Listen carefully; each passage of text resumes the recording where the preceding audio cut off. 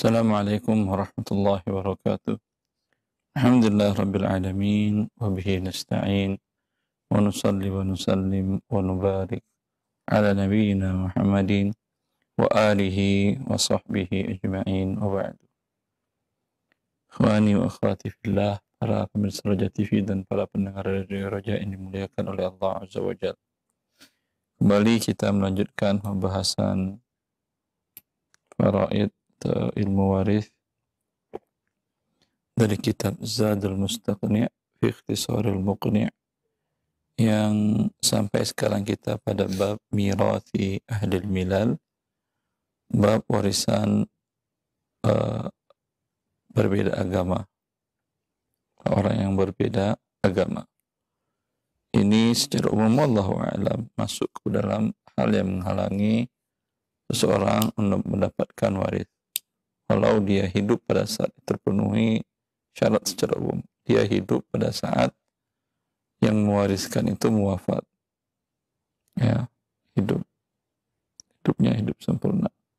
Kemudian ada hubungannya nasab atau hubungan pernikahan. Hubungannya anak dengan bapak atau bapak dengan anak. Atau saudara dengan saudari. Atau hubungan pernikahan suami dengan istri, atau hubungan wala yang memerdekakan dengan yang dimerdekakan. Ya. Pada dasarnya ini akan saling mewarisi. Akan tetapi bila ada penghalang, yaitu salah satunya berbeda agama, maka tidak saling mewarisi. Karena Rasulullah sallallahu alaihi wasallam bersabda, la yarisul muslim al-kafir walal kafirul muslima. Orang muslim tidak mewarisi dari orang kafir, begitu juga orang kafir tidak mewarisi dari orang muslim. Kemudian sebelumnya Allah Azza wa Jalla menafikan hubungan nasab antara Nabi Nuh dengan anaknya.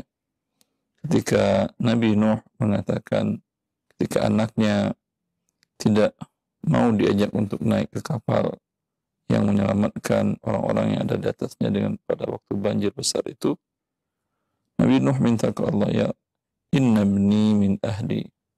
Ya Allah, bukankah engkau berjanji untuk menyelamatkan aku dan keluargaku, dan anakku adalah bagian dari keluargaku.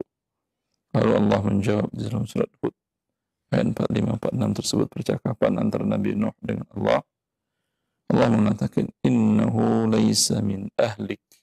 Kata Allah, anak yang tidak mengikuti agamamu itu, dia tidak mengikuti agama Nabi Nuh alaihissalam, kata Allah, dia bukan anak atau bukan ahlik, bukan keluargamu.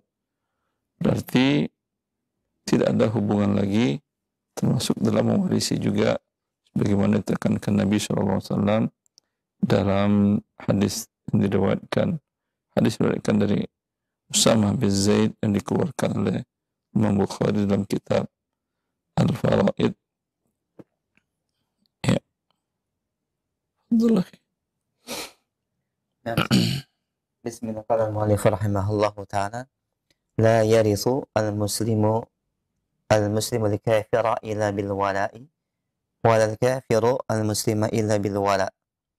Dan tidak mewariskan seorang muslim dengan orang kafir kecuali dengan wala, dan tidak juga orang kafir kepada orang muslim kecuali dengan wala. Ayah umpamanya muslim, anaknya non-muslim, mungkin Nasrani, Yahudi, Buddhi, dan lain-lainnya, Buddha, agamanya atau Hindu. Ayahnya wafat, anak yang non-muslim ini satupun tidak ada yang mendapatkan warisan. Berpindah warisannya kepada ahli waris yang lain, dianggap keberadaannya tidak ada. Begitu juga bila ada anak ini yang wafat, ada anaknya yang Buddha wafat, banyak hartanya. Ayah tidak, sebenarnya yang muslim, tidak menerima warisan sedikit juga dari anak tersebut. Begitu juga suami istri. Suami Muslim, istri Nasrani, Kristen. Suami wafat, istrinya tidak menjadi ahli waris. Dianggap tidak ada istrinya pada saat dia wafat itu sebagai ahli waris. Atau istrinya yang non-Muslim atau Nasrani tadi yang wafat, maka suaminya tidak menerima warisannya. Ya. Konsekuensi dari hadis Muslim tidak mewarisi yang kafir, kafir tidak mewarisi Muslim, baik nasab ataupun nikah ataupun wala. Tapi di sini muallif itu Al-Hajjawi mengatakan kecuali wala. Maka Syarih Syekh Muhammad sallallahu alaihi wasallam mengatakan yang lebih kuat dalam hal ini tidak. Karena sabda Nabi sallallahu alaihi wasallam umum dan tidak ada yang mengkhususkannya. Sabda Nabi mutlak, tidak ada yang mentakkidnya. Kayuhmal ala itlaqihi wa yuhmal ala umumihi. Seperti itu. Dan jangan disalahartikan bahwa ini intoleran. Tidak ada hubungan dengan intoleran.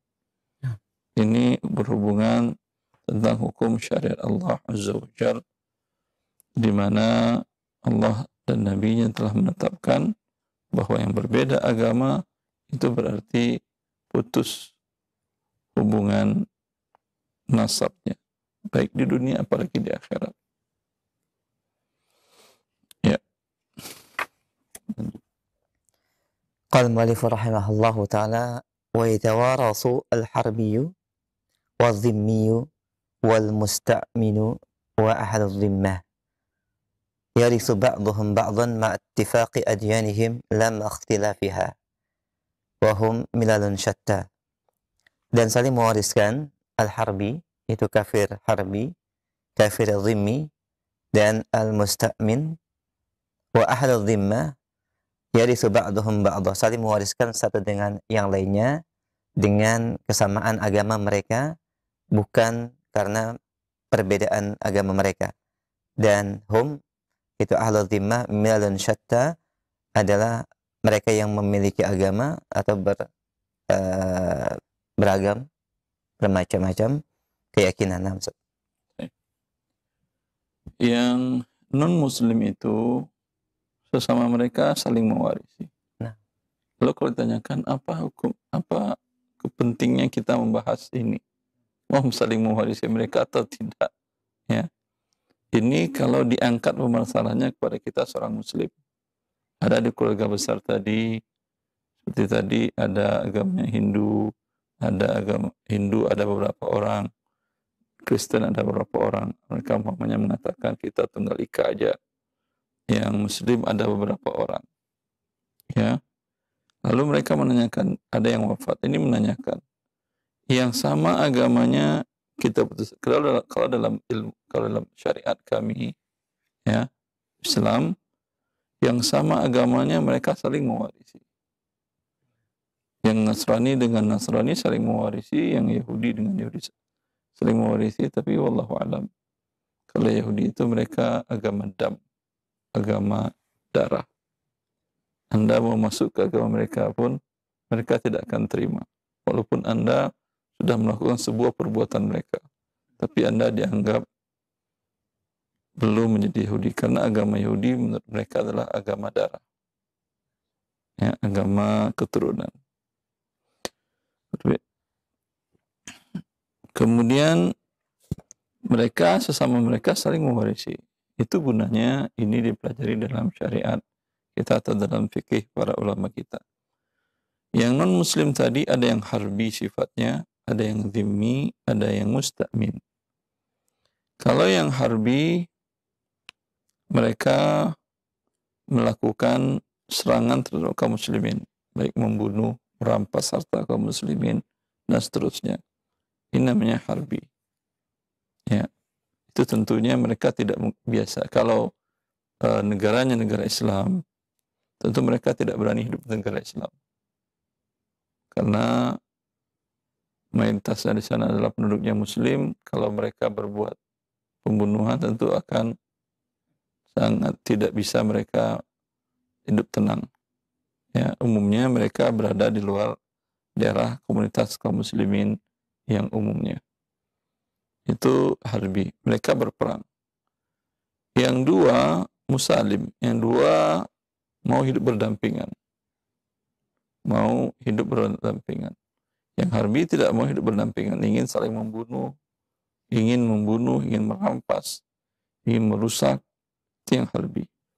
Kalau yang zimmi, ahlu zimmah, mereka dapat jaminan dari mendapat zimmah, tanggungan dari kaum muslimin, membuat perjanjian dengan kaum muslimin untuk tidak saling memerangi dan seterusnya. Dan mereka tinggal di negara muslim dan mereka bayar pajak. Maaf, jizyah, bukan, walaupun disamakan dengan pajak, tapi mereka bayar jizyah. Jizyah tergantung yang ditetapkan oleh khalifah atau pemerintah di waktu itu.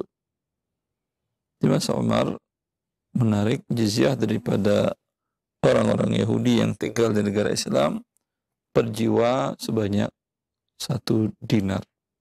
Kalau saya tidak salah. Per jiwa 1 dinar. Imbalan mereka mendapatkan semua hak mereka.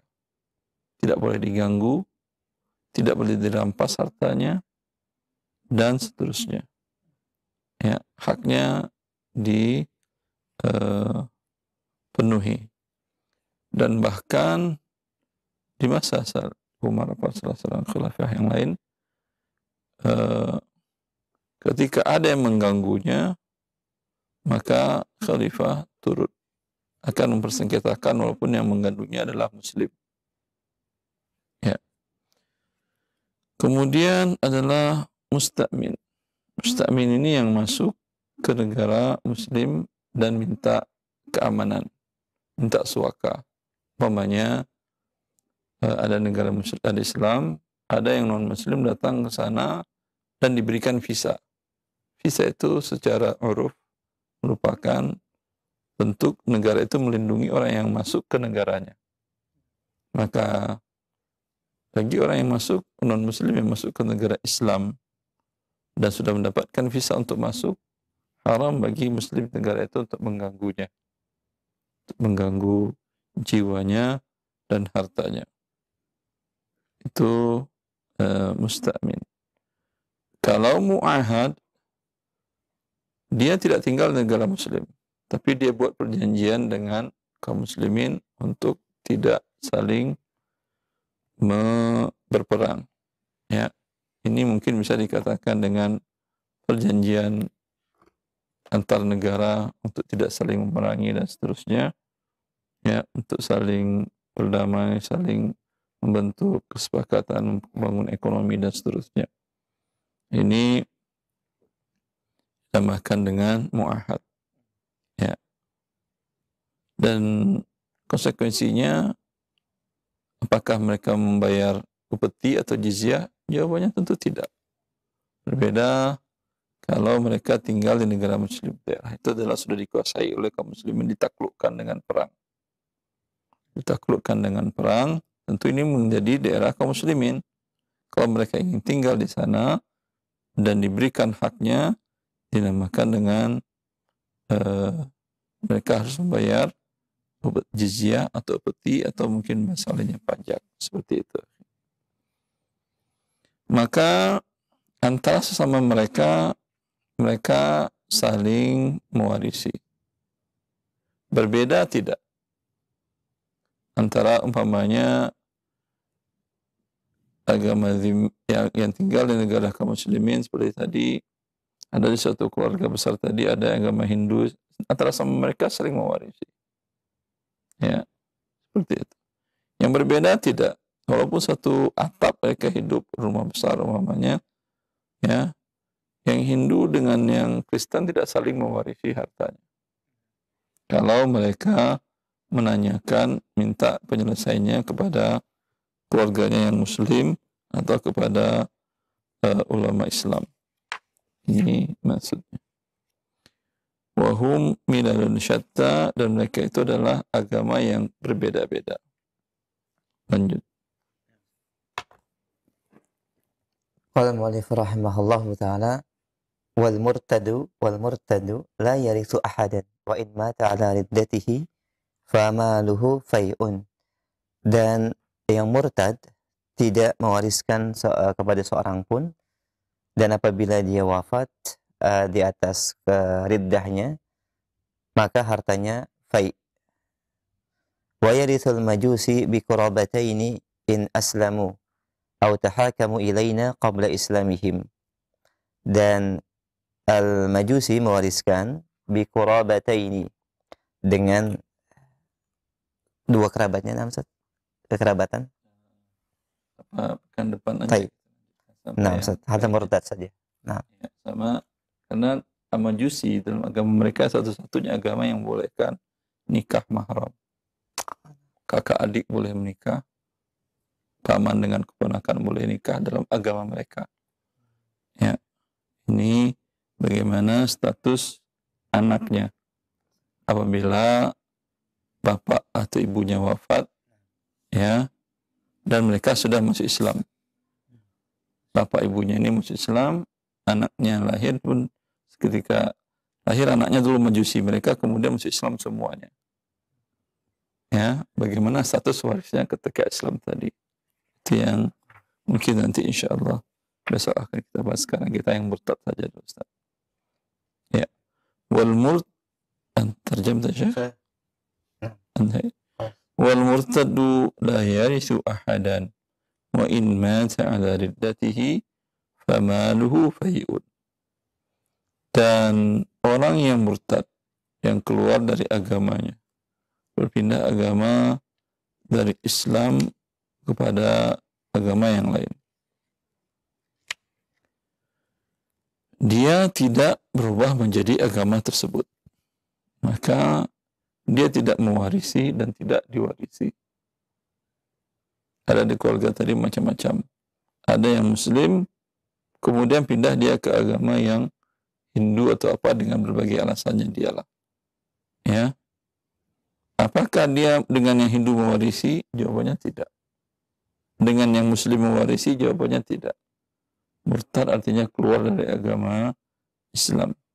Apa saja yang menyebabkan orang keluar dari agama Islam, itu bukan pembahasan dalam waris. Pembahasannya panjang, masuk pembahasan akidah dan pembahasan fikih juga dalam permasalahan orang-orang yang murtad. Dan jika dia yang wafat, bagaimana hartanya? Kan tak boleh saling mewarisi. Hartanya masuk ke dalam Baitul Mal Muslimin. Baitul Mal tentu menjadi manfaat bagi negara. Diserahkan ke negara hartanya, tidak kepada ahli warisnya. Cukup saya kira.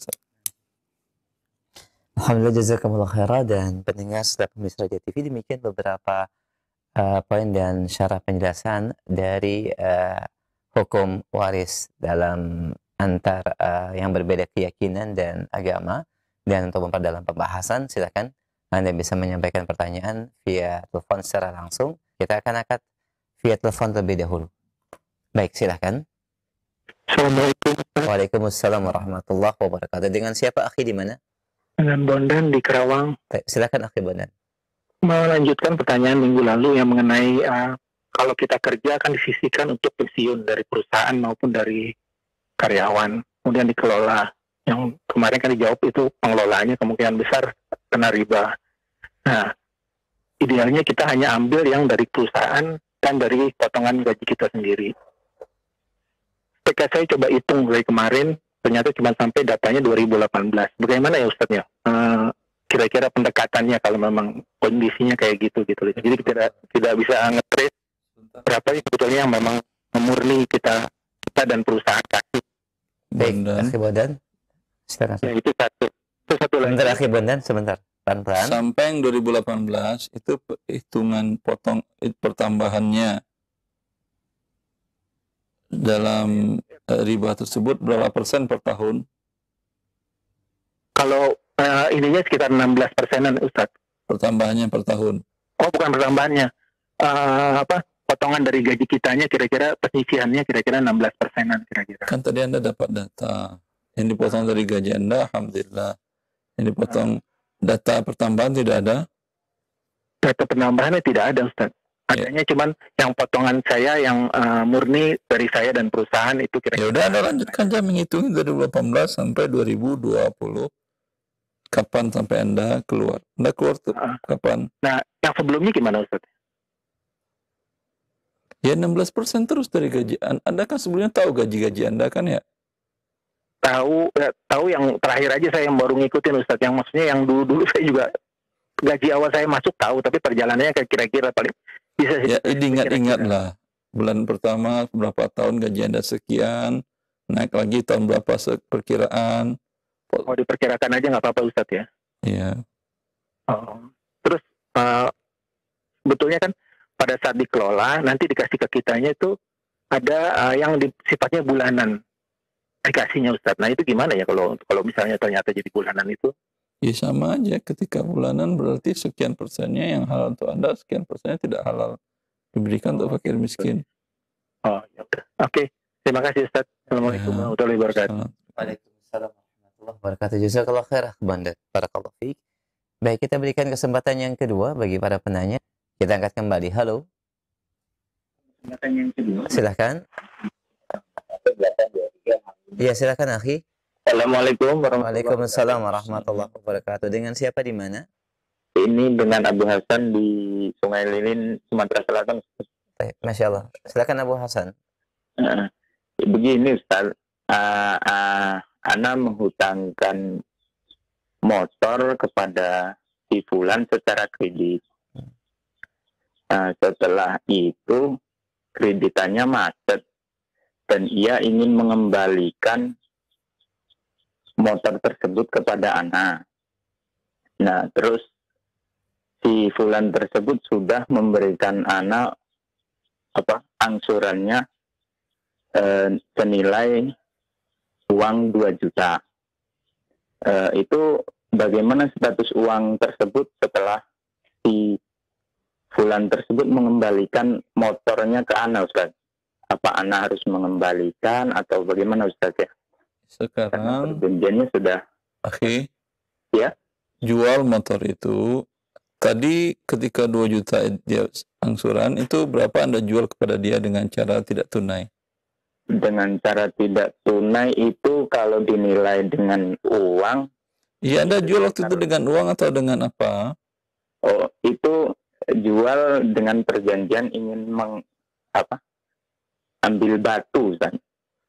Anda jual dengan batu begitu? Tukar batu gitu. Anda jual motor dengan batu?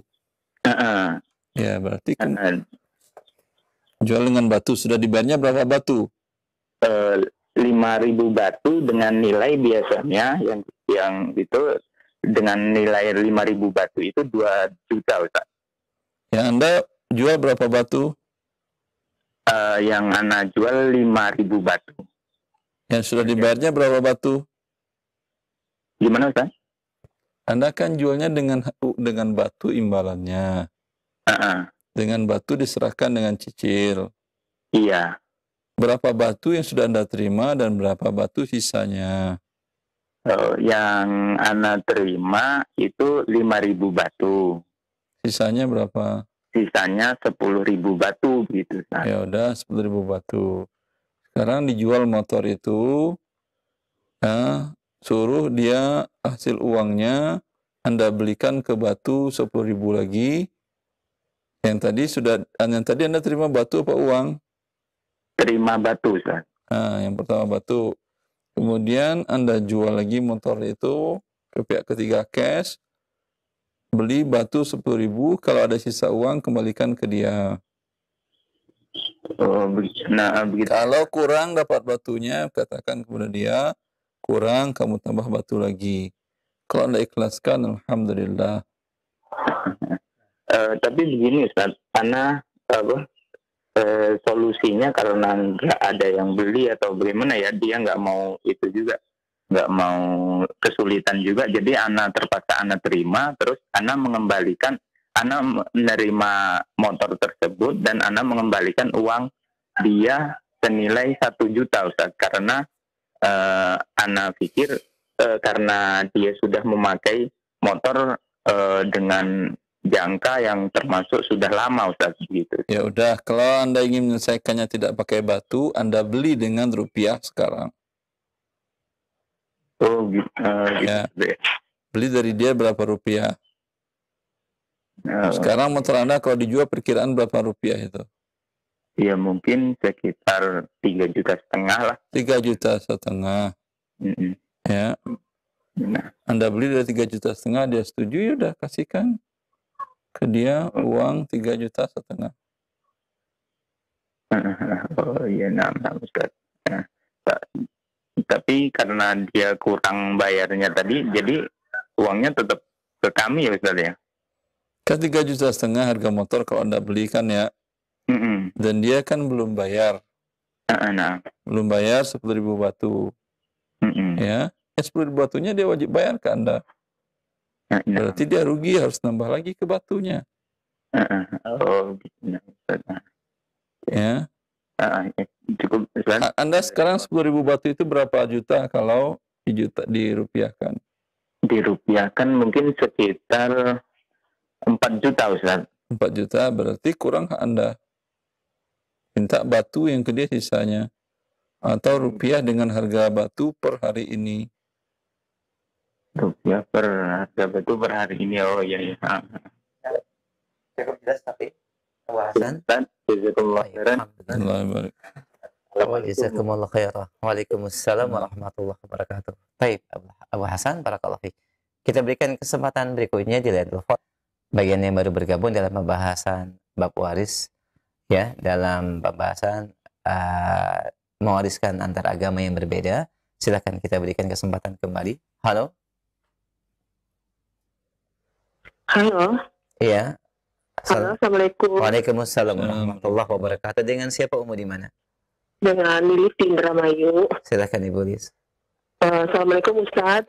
Assalamualaikum warahmatullahi selalu dilindungi dan dirahmati oleh Allah Subhanahu wa taala. Amin. Ustaz izin bertanya. Saya adalah istri dari suami yang bekerja di BUMN. Kami sebagai istri karyawan mempunyai kegiatan ibu-ibu yang dinamakan kegiatan arisan. Setiap 2 bulan sekali kami mengadakan kegiatan arisan. Anggota arisan kami berjumlah 100 orang. Setiap anggota diwajibkan membayar iuran sebesar 300.000 per bulan. Dengan rincian sebagai berikut. 200.000 untuk arisan, 35.000 untuk uang kas, 15.000 untuk uang sosial, 50.000 untuk uang konsumsi. Uang kas diperuntukkan kegiatan acara arisan, cindera mata untuk yang berangkat haji, pindah bagian ke unit lain atau MPP, dan lain-lain apabila ada keperluan yang mendadak.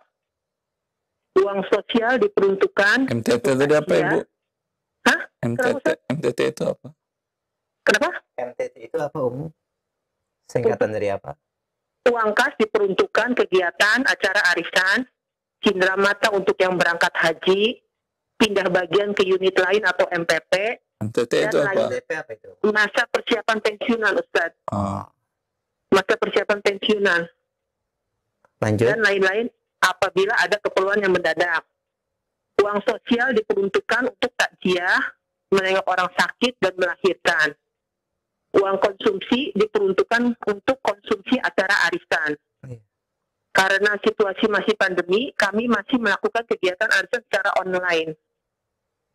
Yang ingin saya tanyakan, setiap 2 bulan sekali acara arisan berbeda-beda. Bulan pertama acaranya webinar, dan 2 bulan kemudian adalah acara kegiatan perlombaan. Apabila acara arisannya mengadakan kegiatan lomba, kami mengambil hadiah lomba dari uang kas. Kami mengambil hadiah lomba bagi pemenang dari uang kas. Apakah diperbolehkan mengambil hadiah untuk pemenang lomba dari uang kas? Apabila tidak diperbolehkan, gimana solusinya Ustadz? Yang kedua, apabila mengadakan webinar, kami kadang memberikan Lomba ini lomba apa? Lombanya misalnya lomba ibu-ibu Ustadz, kegiatan misal masak, membuat kue, atau misalnya lomba masak online ada yang menang itu? Ini hasil karyanya Ustadz di videokan, atau lomba tanaman hias di videokan. Sebentar, Kalau memasak itu setahu saya harus offline. Kalau online nggak bakal tahu siapa pemenangnya. Hasilnya Ustaz. Hasil karyanya dibentuk dalam video. Oh, Dalam foto tuh Ustaz. foto aja. Berarti lomba foto apa lomba memasak? Lomba memasak juga Ustaz. Kan kemarin ada lomba memasak dan lomba hias tanaman Ya hias. udahlah, terserah. Cuma kalau menurut saya namanya masak untuk ditesnya adalah dicicipi, Iya, bukan di foto. Tapi Iya, terserah ada lah. fotonya. Kalau itu berarti lomba foto. Siapa yang masakannya mungkin tidak enak, tapi tampaknya luar biasa, apalagi dengan yang motonya ahli ngambil sisi yang menariknya, sehingga mungkin dia menang. Kalau dijual mungkin nggak ada yang mau makan. Ya, tapi terus. Nah, terus apabila mengadakan webinar, kami kadang memberikan door prize kepada anggota. Door prize itu bentuk apa? Kenapa dapat door prize? Kenapa door prize-nya bentuknya seperti apa? Door prize-nya dalam bentuk barang, Ustaz. Enggak, maksud saya door prize-nya karena apa? Dia datang duluan kah? Atau dia bisa menjawab pertanyaan atau apa? Door prize-nya ini Ustaz kan karena sekarang kan online lewat Zoom. Jadi yang daftar absen pertama itu Ustaz diambil 10 absen pertama. Door prize-nya dari situ. Webinarnya tentang apa? Webinarnya tentang kemarin sih tentang ini Ustaz, masalah tentang apa namanya? Kajian Islam. Kajian Islam. Okay. Nah, bolehkah uang door prize-nya diambil dari uang kas? Kita ngambil door prize-nya dari uang kas, boleh nggak ada Ustaz? Terus yang ketiga nih Ustaz, masih ada lagi beberapa. Ini kalau dijawab di 1 sampai terakhir, ini bukan hanya itu saja, akan banyak, mungkin bisa 20 item yang dijawab. Tapi Ibu fokuskan aja yang mana. Ya, terus uang konsumsinya boleh nggak digunakan atau dipakai untuk door prize Ustaz? Karena kan uang konsumsi tidak dipakai nih selama pandemi. Uang konsumsinya 50.000 ya Umu ya? Iya, uang konsumsinya 50.000 kan tidak dipakai untuk selama pandemi. Nah. Jadi kadang kita ngambil dari uang door prize itu untuk hadiah lomba atau uang door prize. Itu boleh nggak Ustaz? Baik, itu saja mungkin ya. Sampai situ kita akan silakan. Jazakillah khair Ustaz. Assalamualaikum. Assalamualaikum. Masya Allah. Tapi ini secara umum, masalah harta Allah sudah mengingatkan, ya ayyuhalladzina amanu la ta'kulu amwalakum bainakum bil batil illa an takuna tijaratan an taradim minkum. Wahai orang-orang beriman, janganlah sebagian kalian memakan harta yang lain dengan cara yang batil, lalu yang boleh hanya dengan saling redha. Perniagaan itu ada tukar menukar, dapat imbalan dengan saling ridho. Dan banyak komunitas-komunitas seperti ini mereka mewajibkan. Ya, kalaulah mewajibkan itu artinya ridho nggak ada harus bayar. Ridho kalau nggak ada harus bayar. Kalau tidak bayar, tidak dapat dia bergabung di komunitas tadi. Kalaulah komunitas itu sifatnya tidak mengikat, tidak membawa nama besar, umpamanya terserah. Umpamanya Anda sesama yang punya motor X atau sesama punya mobil jenis ini membuat komunitas. Atau sesama-sama pejalan kaki membuat komunitas pejalan kaki umpamanya. Ya. Kemudian masing-masing mereka sepakat untuk memberikan iuran. Ya, dan sifatnya wajib. Ya. Ini apakah orang lain yang berjalan kaki tidak mendapatkan haknya dari sini? Ya, tidak ada masalah kalau nggak dapat. Cuman ya, akhi, ya, kalau bentuknya adalah sukarela, yang mau nyumbang silakan, walaupun ada di sana sosialnya, ada konsumsinya silakan. Tapi mengharuskan, ini sangat memberatkan manusia. Dia tidak ingin ikut, apalagi seperti tadi, komunitas ibu-ibu di sebuah BUMN. Itu kalau dia ada yang nggak ikut kan merasa nggak nyaman. Suaminya mungkin akan diomongin. Istri lo nggak pernah hadir lo, nggak pernah tampak muka kemana. Jangan-jangan istrimu banyak sehingga takut diketahui segala macam. Ya. Dan seterusnya. Itu tentulah sifatnya memberatkan. Ya. Sifatnya memberatkan. Kalau saja para ulama mengatakan tentang masalah negara yang menarik mewajibkan kepada rakyatnya dalam bentuk pajak tentunya, ini banyak perkataan para ulama dan bahkan ijma' para ulama bahwa ini tidak halal mengambil harta manusia dengan tidak saling redha. Tapi kalau negara butuh, meminta yang mau menyumbang silahkan. Ya, seperti dahulu pernah beberapa kerajaan Islam menyumbangkan harta mereka ke negara Republik Indonesia, atau kaum warga muslimin Aceh yang menyumbangkan hartanya untuk membeli pesawat pertama Indonesia dan seterusnya, tidak ada masalah. Tapi kalau mewajibkan, dia menjadi suatu hal yang berat. Ya. Dan cukuplah umpamanya ya, negara jangan ditambah lagi, kemudian komunitas ini mewajibkan lagi, komunitas ini mewajibkan lagi, apalagi dalam kondisi ekonomi sulit seperti ini. Tidak semua orang memiliki, oh kan gaji mereka sama. Ya tidak mungkin gaji sebuah perusahaan sama, di BUMN sama. Ada yang tinggi, ada yang rendah, ada yang menengah. Walaupun gaji yang tinggi, kemungkinan dia menghidupi orang tuanya, mertuanya, adik-adik iparnya, anaknya, ponakannya, banyak yang dibantunya. Ya, maka kalau ingin membuat komunitas sekedar usulan, ya, bila untuk hal-hal yang baik seperti tadi ada webinar tentang kajian-kajian keislaman dan seterusnya, ya, tidak ada masalah, tapi jangan sifatnya memaksa mewajibkan. Ya, itu secara umum. Kemudian masalah perlombaan tadi, perlombaan yang boleh mendapatkan hadiah dan hadiahnya dari pihak ketiga. Ya. Kalau diambilkan dari uang yang diwajibkan tadi, berarti semuanya mengeluarkan uang. Nanti ketika yang menang dapat, dia mendapatkan uangnya ditambah dengan uang orang lain, yang kalah uangnya hilang, diambil oleh yang menang. Wallahu ta'ala alam, ini masuk bagian syubhat perjudian. Ya. Kecuali murni dari pihak ketiga, dana CSR dari perusahaan atau BUMN atau instansi tadi diberikan dananya untuk melakukan perlombaan tadi, ini tidak ada masalah. Tapi bila dari iuran yang diwajibkan tadi sebagian dapat sebagian tidak, ini menjadi perjudian. Ya, wallahu a'lam. Nah, Ustaz, jazakumullah khair atas jawaban dan nasihatnya. Demikian Umu yang bertanya. Demikian jawaban Ustaz, dan semoga ini bisa menjadi pencerahan buat Umu dan juga teman-teman yang mengikuti arisan. Barakallahu fiik. Baik, kita angkat kembali pertanyaan masih di via telepon. Baik, silakan kita angkat kembali. Halo. Halo, silakan, sudah masuk. Halo, Assalamualaikum. Waalaikumsalam warahmatullahi wabarakatuh. Dengan siapa Umu di mana? Dengan Pak Oga di Gorontalo, Ustaz. Baik, Umu di Gorontalo, silakan. Saya mau tanya, yang karena saya tanyakan sama Ustaz berapa pekan yang lalu, masalah utang yang sudah lama, yang sudah tidak ditagih lagi Ustaz. Ya. Saya sekarang kan rencana mau lunasin, tapi tidak tahu yang punya tokonya itu sudah tutup Ustaz, sudah tidak buka lagi. Nah. Jadi saya bingung kalau lunasinya bagaimana Ustaz, sedangkan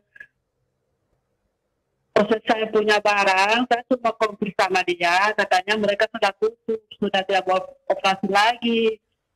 Baik. Jadi kalau saya mau ngasih, apakah bisa saya sedekahkan saja Ustaz? Terus kalau saya sedekahkan, bisa saya sedekahkan dengan cara menyicil begitu Ustaz? Mohon penjelasannya. Terima kasih. Assalamualaikum. Waalaikumsalam warahmatullahi wabarakatuh. Tamam. Ya. Pertanyaannya, dia berhutang dan sekarang ingin membayarnya, dan yang tempat dia berhutang sudah tidak ada lagi. Bagaimana cara membayarnya?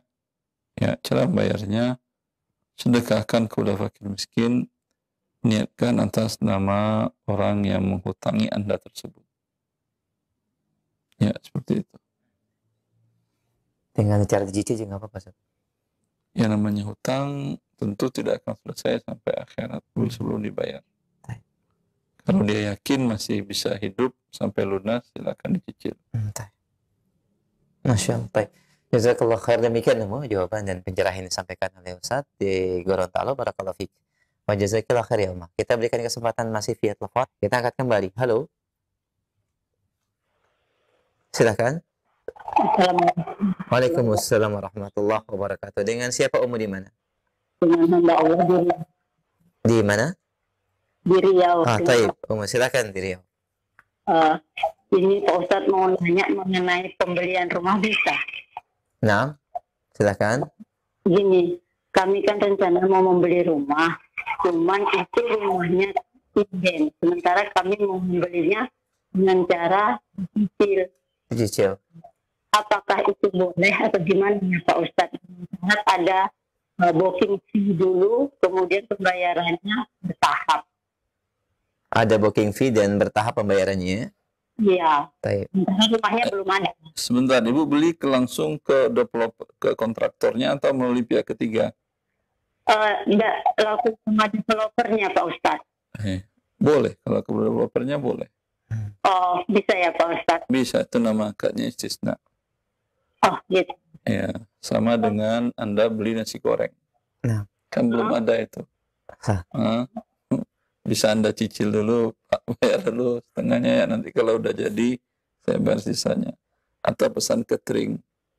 Anda bayar dulu DP-nya, jadi nanti 50% Anda tambah bayarnya, ketika dia sampai di rumah baru Anda bayar sisa seluruhnya. Oh, gitu. Ya, boleh juga. Lalu pihak ketiga nggak boleh ya Pak Ustadz? Melalui bank atau apa gitu nggak boleh? Kalau melalui pihak bank, itu namanya istisna mawazi. Iya. Setahu saya bank syariah tidak punya produk itu. Kalau dengan pribadi yang punya uang atau BMT yang mungkin bisa dia menerapkan skema akad istisna mawazi, istisna paralel. Kalau dengan pribadi yang punya uang, Anda datang kepada yang punya uang, Anda katakan, saya ingin rumah di atas tanah seperti ini, rumah dan tanah. Atau saya punya tanah, buatkan rumah di atasnya dengan spek seperti ini. Ya, berapa harganya? Ya, mungkin dia cari kontraktor dulu untuk hitung atau teknik sipil yang konsultan sipil yang menghitungnya, dia hitung perkiraan 130 juta Ibu. Iya. Ini rinciannya seperti ini.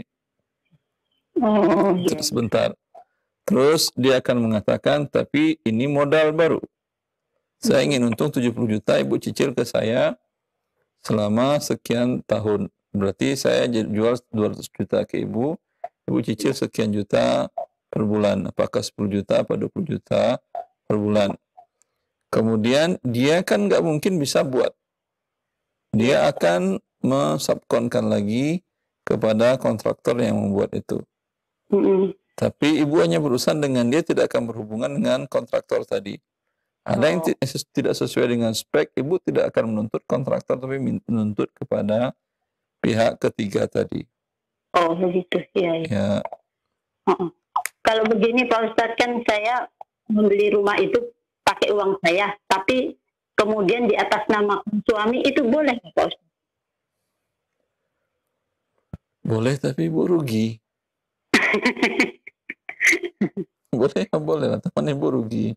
Iya ya. Tapi kalau atas nama saja, apa untungnya atas nama kira-kira Ibu? Kalau umpama keuntungan atas nama apa? Kalau Ibu hibahkan, jelas Ibu dapat pahala, suami makin sayang, dan suami dapat rumah. Iya. Kalau cuma atas nama saja, khawatir belakangannya ribut. Oh. Ketika Anda wafat, itu nama-nama suami. La qadarallah, suami mungkin jadi pikir atau apa, dia lupa ini apakah atas nama atau memang sudah dihibahkan ke Anda, itu ahli waris Anda tidak dapat. Karena di atas kertas legalnya itu milik suami. Oh, maksud saya gini Pak Ustadz, untuk beda akadnya kalau kita menghibahkan sama kita mengatasnamakan, itu beda. Kalau kita atasnamakan bukan beda Ibu. Kalau Ibu menghibahkan, ini untuk kamu wahai suamiku dan silakan pakai nama kamu. Itu hibah namanya. Kalau atas nama, Anda beli rumah orang lain, beli kendaraan orang lain, masih nama dia, tapi sudah Anda bayar, sudah Anda kuasai. Oh gitu. Itu atas nama namanya. harus ada ucapan sama suami kalau hibah gitu Pak Ustadz ya. Iya. Oh iya gitu, alhamdulillah. Jadi, nah kalau ini Pak Ustadz satu lagi, apakah kami termasuk orang yang boleh membeli rumah atau enggak? Sementara kan saat ini kami menempati rumah perusahaan. Apakah kami termasuk orang yang boleh memberi rumah atau tidak? Gak paham Ibu. Saya kan saya pernah dengar ceramah Pak Ustadz, ada 3 yang tidak boleh memiliki rumah. Kalau sudah punya rumah gitu, sudah menempati rumah, maka dia tidak bisa membeli rumah dengan cara mencicil. Apakah kami kalau menempati rumah perusahaan Bentar. Saya pernah mengatakan bahwa syarat berhutang bahwasanya dia mampu membayar dan kemudian butuh. Iya. Ya, buktinya butuh apa? Kalau dia sudah punya rumah, kebutuhan kedua mungkin perlu, umpamanya untuk anaknya butuh juga namanya. Oh. Ya, maksud Anda apa? Anda sudah ada rumah dari perusahaan. Kami menempati rumah dinas Pak Ustadz. Rumah dinas berarti kan bukan rumah Anda. Suatu saat bila tidak dinas lagi berarti harus keluarkan ya. Iya Pak Ustadz. Ya, boleh Anda mencicil atau berhutang untuk belinya, tapi Anda punya aset lain bisa menutupi hutang tersebut. Oh baik. Allahu khairan Pak Ustadz. Allah baik. Barakallahu fiik, dan alhamdulillah sudah dijawab dengan jelas. Kita berikan kesempatan selanjutnya untuk pertanyaan pesan singkat. Kami angkat. Assalamualaikum warahmatullahi wabarakatuh. Pertanyaan dari pendengar kita via pesan singkat terkait dengan pekerjaan beliau di suatu perusahaan yang bergerak di bidang IT. Ustaz, saya menjual produk kepada perusahaan X, kemudian perusahaan tersebut menjual kembali kepada bank konvensional atau bank ribawiyah. Bagaimana status hasil penjualan yang saya terima dari perusahaan X tersebut, Ustaz? Apakah halal? Insyaallah halal. Demikian akhi, barakallahu fiik wa jazakallahu khair. Kemudian kami akan kembali pertanyaan berikutnya. Baik, assalamualaikum warahmatullahi wabarakatuh, dari hamba Allah di Bojonegoro, bertanya tentang pembagian warisan. Seorang wanita meninggal bernama Ibu Jarrah. Ibu Jarrah. Iya, Ibu Jarrah, dan meninggalkan ahli waris. Zahro Jarrah. J dengan J. Zahro bila udah Jarrah. Meninggalkan ahli waris yang pertama suami. Suami kedua tidak memiliki anak. Suami kedua apa suami? Suami sekali. Suami. Atau suami yang kedua karena yang pertama bercerai atau meninggal. Saya nggak tahu. Misalnya suami. Karena seorang perempuan nggak mungkin kalau memiliki 2 suami. Baik, suaminya. Suami udah suami aja. Kemudian ibu kandung Bu Jarrah masih hidup. Ibu dari ibunya dia. Nah, ibu dari Bu Jarrah. Terus. Anak perempuan 2 orang. Dan anak perempuan ini anak dari suami yang pertamanya sebelumnya. Yang penting anaknya dia. Nah, mau dari suami pertama 3, 4, 5, 6. Ya, yang penting anaknya dia. Dari rahimnya dia lahir. Kemudian anak laki-laki 4 orang. Demikian Ustaz, mohon penjelasan pembagian warisannya. Ya. Suami karena ada anak dapat 1/4. Ibu karena ada anak dapat 1/6. Anak-anak dapat sisa 6 dengan 4 bisa dibagi KPK-nya 12. 12 dibagi 4, 3. 12 dibagi 6, 2. Sisanya 7. 7 akan dibagikan anak perempuan 2, anak laki-laki 4 kali 2, 8 sama dengan 10. 10 akan dikalikan dengan 12 sama dengan 120. Yang masing-masing ini dikali 10. 3 kali 10, 30, 20. Yang pada anak ini perempuan berarti 7. 7, anak laki-laki 14, 14, 14, 14. Ya, yang bertanya tentang warisan Ibu Jarrah, semua hartanya dibagi 120 bagian. suaminya dapat 30/120, ibunya dapat 20/120, anak perempuannya dapat masing-masing 7/120, masing-masing laki-lakinya dapat 14/120. Pertanyaannya untuk berikutnya untuk suami kedua Ustaz yang tidak ada keturunan bersama Bu Juara ini tetap mendapat bagian 1/4 Ustaz. Suami kedua. Iya, jadi beliau ini menikah 2 kali, di mana keturunan Iya. anak-anaknya dari suami yang pertama dan suami kedua tidak ada keturunan. Tetap. Suami pertama cerai atau meninggal. Nah, Anggaplah meninggal ya. Ustaz. Lalu dia nikah lagi. Nah. Ya. Nikah lagi dia dengan suami yang kedua. Lalu pada suami yang kedua ini wafat Bu Jahro ini. Nah, Berarti itu yang suaminya. Yang sudah meninggal nggak suaminya lagi, sudah dalam kubur. siap. Ya. Adapun anak, walaupun suaminya yang manapun juga masih dalam kubur atau masih hidup, anak tahu anak dia. Nah. Kecuali kalau suaminya ini yang wafat. Masya Allah. Ya, tentu dari suami yang keduanya ini dia tidak punya anak kan ya? Iya, Ustaz. Berarti suami ini tidak punya anak. Andai suami ini wafat, namanya Jari umpamanya. Jari wafat. Wafat, Ibu Jahro masih hidup, berarti dia punya istri. Punya anak tidak, karena semua anak ini dari Suami pertama. ya Sebelumnya. ini anak Ibu Jahro dari bukan anaknya suami yang kedua ini. Nah. Berarti tidak punya anak. Anak tidak ada. Ya udah. Istri dapat 1/4 seperti itu. Baik, alhamdulillah. Ya. Demikian Umu yang bertanya menjadi penjelas ya, lebih jelas. Alhamdulillah, barakallahu fiik, dan bisa difoto. Dan kita angkat kembali pertanyaan berikutnya. Assalamualaikum warahmatullahi wabarakatuh, Ustaz. Assalamualaikum. Saya tinggal di Bekasi 20 tahun lebih, Ustaz, dan sudah memiliki rumah tinggal. Karena sejak pandemi keadaan ekonomi makin sulit, kami berencana pulang ke Padang dan mau mengolah sawah, di mana sawah tersebut statusnya adalah Pusako Tinggi di Padang. Pertanyaannya, bolehkah kami tinggal dan mengolah sawah tersebut, Ustaz, di tanah yang statusnya Pusako Tinggi? Jazakumullah khairan.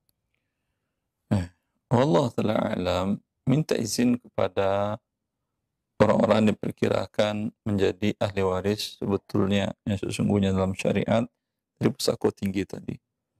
Kalau Anda bisa menghubungi mereka semua, tentu bagus.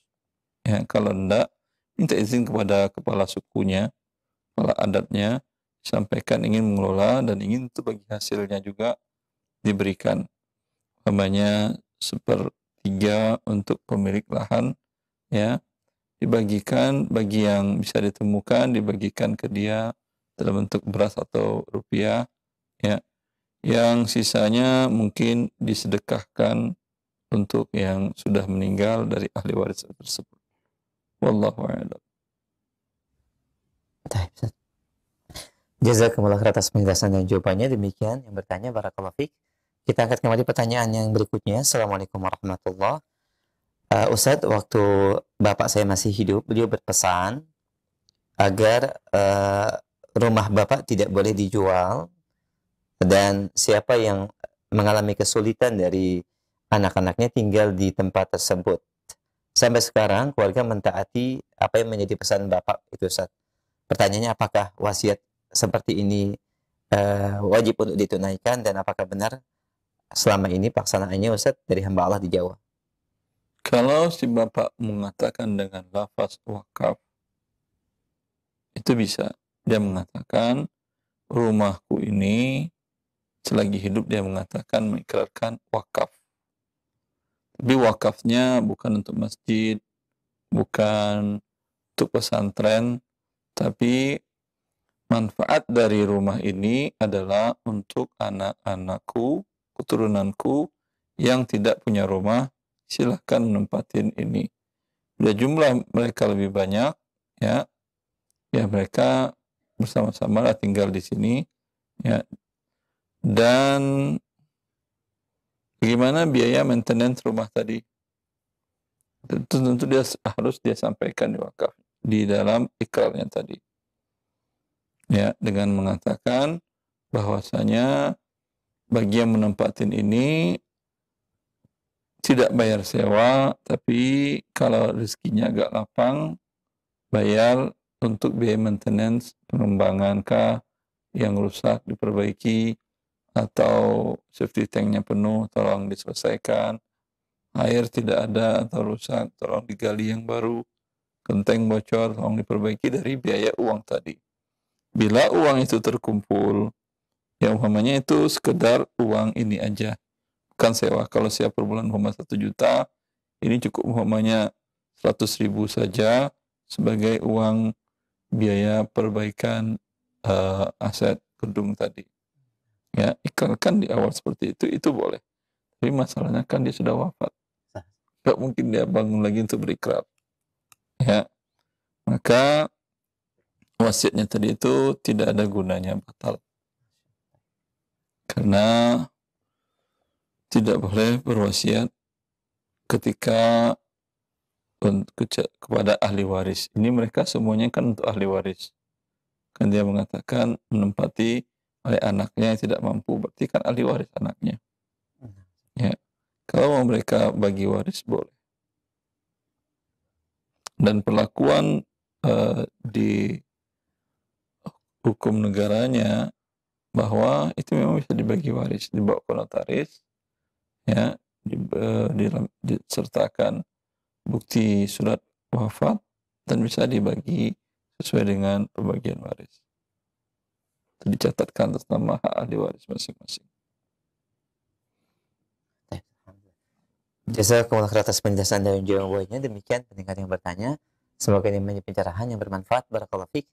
Kemudian kami angkat kembali pertanyaan berikutnya. Assalamualaikum warahmatullahi wabarakatuh. Ustadz, ayah kami sudah wafat dan salah satu dari anaknya atau saudara saya murtad tidak atau meninggalkan agama Islam. Sampai saat ini Ustadz, terkait dengan pembagian warisan dia menuntut haknya. Bagaimana hukumnya Ustadz terkait dengan pembagian warisan kepada anak yang sudah murtad, dan ketika dia menuntut apakah wajib untuk diberikan? Jazakallahu khair. Allah barik. Kalau dia murtad saat ayah wafat, berarti tidak saling mewarisi. Ya, maka bagi yang lain, bagi ahli waris yang lain tidak memberikan kepadanya sedikit pun juga. Kalau dia menuntut, katakan tuntut ke pengadilan agama tentunya. Insyaallah demikian akhi, barakallahu fiik wa jazakallahu khair atas pertanyaannya. Pertanyaan berikutnya kami angkat. Assalamualaikum warahmatullahi wabarakatuh. Izin bertanya Ustaz, apakah hukum mengikuti perlombaan seperti pertandingan basket? Dalam pertandingan tersebut kita diharuskan membayar, dan pembayaran tersebut biasanya untuk membayar sewa lapangan, membayar jasa panitia pertandingan, dan biasanya pemenang mendapatkan piala dan sertifikat. Bagaimana hukumnya Ustaz? Jazakallahu khair. Ya. Wallahu a'lam. Ada piala dan sertifikat, ini termasuk adalah hadiah. Ya. Walaupun nilainya kecil. Ya. Nilai materinya kecil, termasuk dalam hadiah. Dan dia termasuk di dalam jenis perlombaan yang tidak boleh dapat hadiah. Andai pun bukan dari peserta, dari pihak ketiga, umpamanya penyelenggara umpamanya pihak Karang Taruna atau apa, kemudian ada donatur untuk penyediaan hadiahnya, maka ini pun tidak boleh mendapatkan untuk mengikutinya, karena Nabi SAW mengatakan la sabaqa illa fi khuffin aw hafirin aw naslid. Tidak boleh mendapatkan hadiah dari perlombaan kecuali perlombaan pacu kuda, pacu unta, dan memanah, atau yang semakna dengan itu. Ya. Apa yang semakna dengan itu? 3 ketangkasan tadi itu adalah ketangkasan yang digunakan dalam berjihad. Maka hal-hal yang berkaitan dengan perlombaan dalam ketangkasan yang berhubungan dengan berjihad fisabilillah dibolehkan. Para ulama kemudian mengkiaskan dengan hal tersebut adalah mempelajari syariat Allah. belajar ilmu, syariat Allah Azza wa Jalla, menghafal Quran, menafsirkan Al-Quran sesuai dengan tafsir yang benar, menghafal hadis Nabi Sallallahu Alaihi Wasallam, atau lomba-lomba wawasan keislaman, itu termasuk di dalam menyebarkan agama Islam. Ya, maka bisa dikiaskan dengan jihad tadi, dan boleh perlombaan itu mendapatkan hadiah seperti yang kita lihat sekarang. Ya, alhamdulillah perlombaan di bidang ini banyak digalakkan kaum muslimin di negeri kita dan mendapatkan hadiah. Ini sangat boleh sekali. Adapun yang lain seperti sepak bola dan lain-lain, mainnya boleh, tapi lomba yang dapat hadiah itu tidak boleh. Main-main aja sebagai kebugaran, ya, untuk kebugaran tubuh. Tapi bila dia berubah, seperti dikatakan oleh Ibnu Qayyim dalam kitab Al-Furusiyahnya, hikmah daripada Rasulullah Sallallahu Alaihi Wasallam mengharamkan mengambil hadiah atau memberikan hadiah dalam perlombaan yang kecuali dengan 3 perlombaan dan yang semakna dengannya, agar manusia tidak menjadikan hal ini sebagai mata pencarian hidup dan sebagai ukuran hal yang penting. Karena sesuatu dia tadi sifatnya hanya seperti ini, kayak bumbu dalam kehidupan. Ya, olahraga yang itu hanya membugarkan tubuh, bumbu dalam kehidupan agar tubuh menjadi kuat dan bisa melaksanakan perintah Allah Azza wa Jalla dalam beribadah keseharian kita kepada Allah Azza wa Jalla. Ya, bila bumbu itu jadi banyak dan menjadi tujuan, Anda berarti makan garam, bukan makan sambal yang ada garamnya. Makan garam nggak ada orang yang kuat, tapi makan sambal yang ada garamnya dikit, itu Masya Allah. Ya, maka seperti itu. Anda lihat sekarang perlombaan pemain-pemain perlombaan tadi itu mendapatkan gaji yang jauh daripada orang-orang yang lebih berguna dan habiskan hidupnya untuk hal tersebut. Ya, biaya transfer seorang pemain bola atau pemain basket yang terkenal umpamanya itu sama dengan seumur hidup gaji seorang profesor apapun juga, mau profesor bidang sains, bidang agama, apalagi mungkin 5 profesor untuk biaya transfer 1 orang untuk 1 tahun. Ya, ini akan merubah cara pandang manusia terhadap kehidupan. Dan mereka ngapain kita sekolahkan anak kita, habis uang banyak, kemudian dia menjadi pakar di bidangnya, menjadi profesor segala macam, ya. Tapi sekali tendangan gol bola si fulan, dapat gaji dia 3 tahun. Ya, mending kalau gitu kita didik anak kita ke sekolah bola aja. Dan dengan demikian tentu rusak kehidupan. Tidak ada lagi mempelajari syariat, padahal syariat, sehingga orang tidak tahu lagi halal haram. Ya, orang malas menuntut ilmu yang lain yang penting dan lebih capek dalam kehidupannya menuntut ilmu, tapi tidak dihargai gajinya. Tidak dihargai jasanya dengan yang sepantasnya. Ini tentu akan merusak dalam kehidupan. Nah, jazakallahu khair atas jawaban dan nasihat yang disampaikan. Demikian beberapa penjelasan yang semoga ini menjadi pencerahan bagi yang bertanya dan bagi kita semua. Barakallahu fiik. Kami angkat pertanyaan berikutnya dari pesan singkat dari Ibu Diah di Jakarta. Assalamualaikum warahmatullahi wabarakatuh. Saya baru menemukan fakta bahwa ayah kami, rahimahullah, pernah melakukan sebuah tindakan korupsi, Ustaz.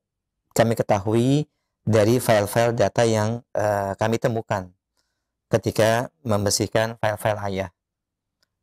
Tapi kami tidak mengetahui dengan pasti berapa nilai uang yang diselewengkannya, dan perusahaannya pun sudah tutup, Ustaz. Bagaimanakah solusi dari harta tersebut, Ustaz? Mohon maaf, ini anaknya seorang auditor keuangan atau orang biasa? Kalau orang biasa, wallahualam, mungkin tidak terlalu bisa dia membaca file-file keuangan.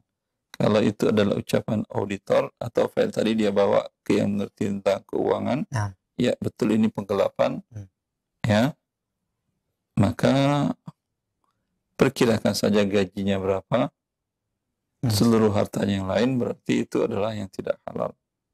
Sedekahkanlah kepada fakir miskin bila ada di antara anak-anaknya, ahli warisnya yang merupakan fakir miskin, berikan aja kepada dia untuk menutupi kebutuhan pokoknya setahun.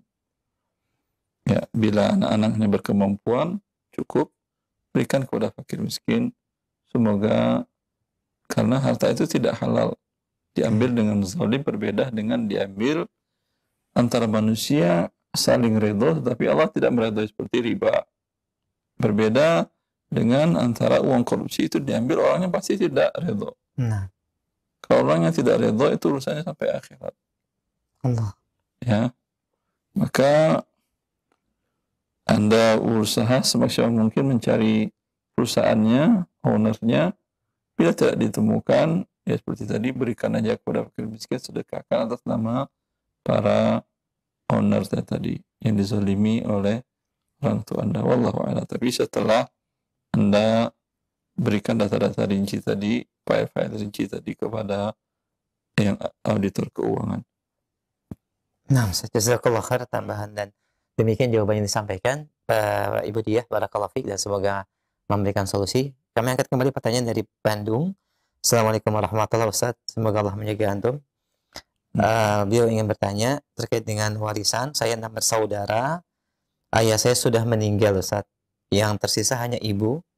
Istri berarti. Nah, di mana ayah meninggalkan 2 rumah. Anaknya berapa tadi? 6 bersaudara. 6, Ustaz. Ayahnya 6. Laki atau perempuan? Tidak disebutkan, Ustaz. Tidak bisa saya bagi kalau nggak disebutkan. Pertanyaan tentang renovasi mungkin kita selesaikan dulu, Ustaz, ya. Ayah meninggalkan 2 rumah. 1 rumah masih ditempati ibu saya, dan 1 rumah lagi kosong akan dijual. Ketika ayah masih hidup dan ayah dan ibu tinggal di rumah tersebut, ada beberapa kali renovasi menggunakan biaya dari adik saya, yaitu salah satu anaknya, Ustaz. Ketika rumah ini akan dijual, adik yang pernah merenovasi rumah tersebut meminta jatah biaya renov yang pernah dia keluarkan untuk rumah tersebut dari hasil penjualan rumah yang akan dijual. Apakah diperbolehkan hal seperti ini, Ustadz? Karena dia merenovasi rumah ketika ayah dan ibu masih tinggal di rumah tersebut. Jazakallahu khair. Wallahu a'lam. Ya, kan nggak ada yang tahu kecuali dia. Nah. Niat dia seperti apa waktu dia mengeluarkan dana untuk renovasi.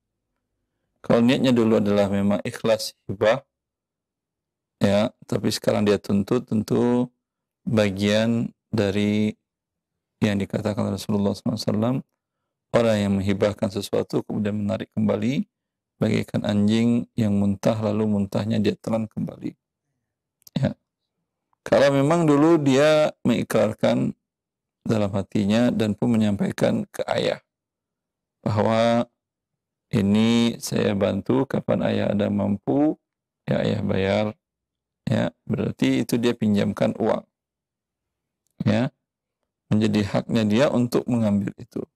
Atau dia mengatakan kepada ayah dan ibunya dahulu bahwasanya ini bentuk bagian dia memiliki saham di rumah ini. Maka kalau tadi hutang tentu dengan rupiah pembayarannya. Kalau dia mengatakan saya ingin ikut andil dalam memiliki rumah ini dengan bentuk renovasi yang saya berikan. Uang yang dia setorkan rumahnya 100.000 untuk renovasi tadi, 100 juta untuk renovasi. Pada saat itu rumah itu nilainya 400 juta. Berarti dia dengan itu memiliki 20% dari rumah. Bila rumah terjual 2 miliar, berarti dia memiliki 20% dari 2 miliar 400 juta. Bila rumah itu terjual umpamanya 100 juta, dia memiliki berarti cuma 20 juta. Nah, seperti itu hitungannya. Ya, tergantung akadnya dia yang tahu.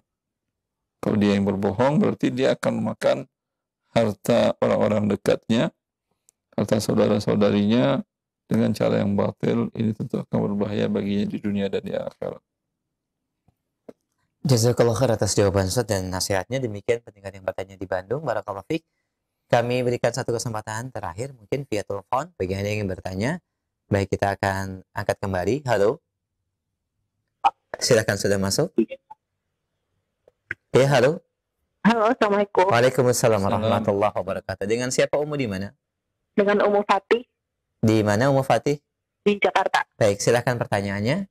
Terkait hukum bagi waris, Ustadz, ini Pak Ali meninggal tahun lalu, meninggalkan Sebentar satu Ibu, orang. boleh saya tulis? Iya, boleh.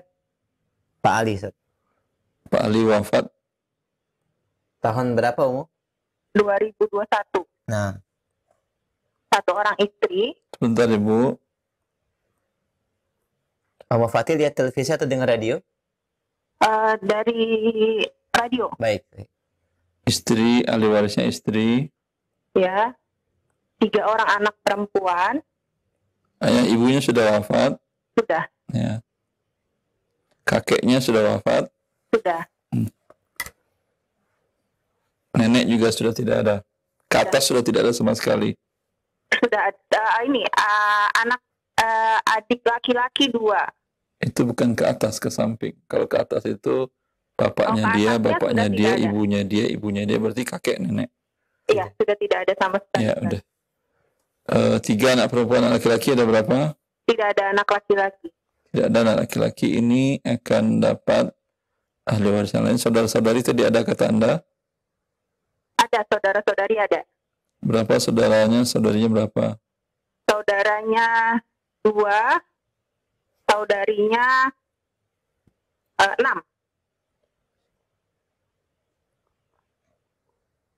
Kandung semua ini? Kandung semua. 9 bersaudara semuanya. Istrinya dapat 1/8, anak perempuan 3 dapat 2/3. Ini saudara-saudarinya asabah mengambil sisa. Oh, baik. 8 dengan 3, KPK-nya berarti 24. 24, 3, 8 kali 2, 16. Berarti sisanya 5.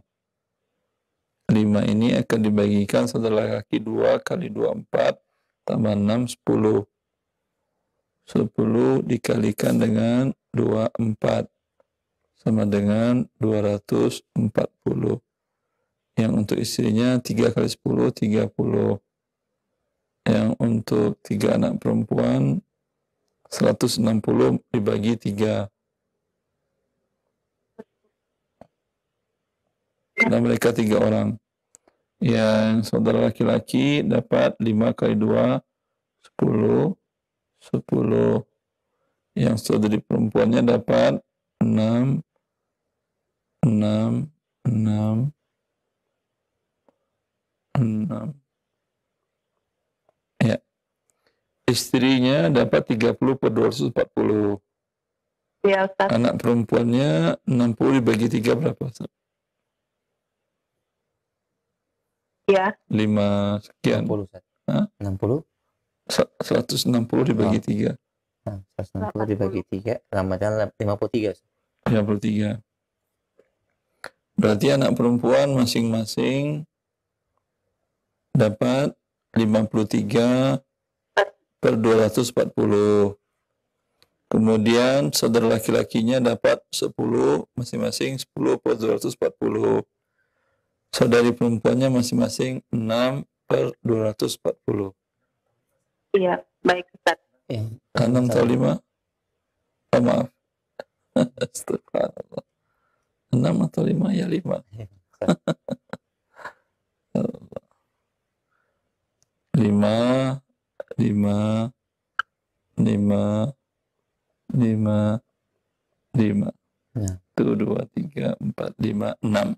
Orangnya 6, bagiannya 5. Ya.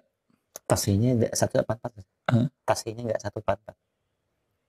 10 kali